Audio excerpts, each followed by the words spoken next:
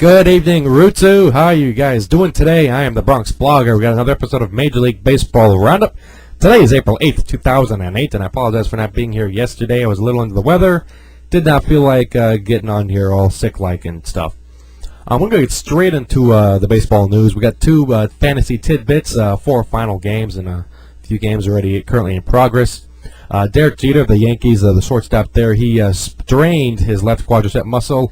He's going to be out for the next couple of days, definitely out for the Kansas City Royals series. And the Yankees have said they're going to keep him day-to-day, but they will not put him on the disabled list. So that's a little bit of good news mixed in with a little bit of bad news. For you Scott Kazmir fans, he pitched a 45-pitch bullpen session today.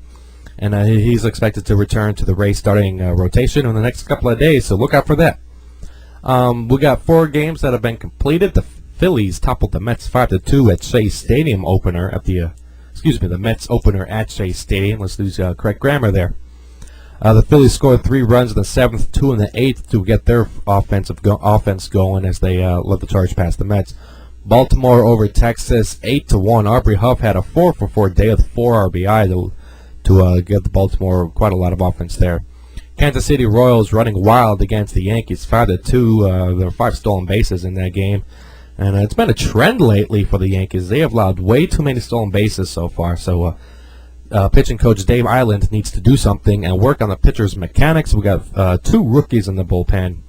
And I'm just waiting for Andy Pettitte to get back because he's got one of the best pickoff moves in all of baseball. And they run on him. They're going to be in for a surprise unless you're Aaron Hill of the Blue Jays, where you can just steal home uncontested.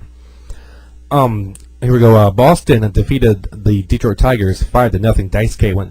Daisuke Matsuzaka went 2 1/3 with no earned runs allowed, 7 strikeouts. Detroit's now 0-for-7, and it's been somewhat of a season of upset so far in all of sports. We saw the Giants defeat the Patriots in the Super Bowl. We had a few March Madness upsets as UConn and Duke exited really early. And now Detroit not only getting swept by Kansas City, but they're dead last in the majors, 0-7, the only team to have not won a game yet. And the last time I could think of a team that's gone a streak like this was, I believe it was the Montreal Expos. They went 0-for-11 to start off their season. That was sometime in the late 90s. Even the Tigers of 2003 that lost 119 games, they didn't have this bad of a start. But it's still April. It's more like an extended spring training for some teams, so the offense will wake up, and Detroit will get up there. Don't worry, Tigers fans. You'll see your team. You'll see a top offensive team back on top of the lineup. We got the games that are currently underway right now. Oakland over Toronto 6-5. That's in the bottom of the 4th. Tampa Bay just tied Seattle 3-3. That's in the top of the 4th. Cincinnati, Milwaukee scoreless, bottom of the 2nd. We'll see if Johnny Cueto can repeat his performance, and honestly, I don't think he can because rookie pitchers, they tend to have a hit or miss. Because Anibal Sanchez, after he threw his no-hitter, where has he been lately? So I kind of laugh at all these fantasy team owners out there that want to grab Cueto real quick, even though he had one good game.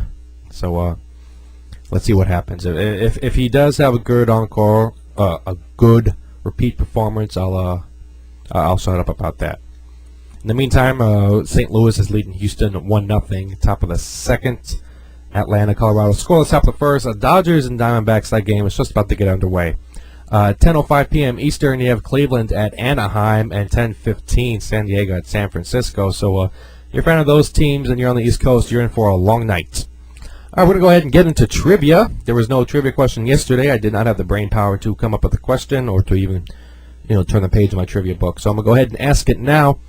Real quick, pitchers with the highest ERA in a 21 season. I've got a list of them over here.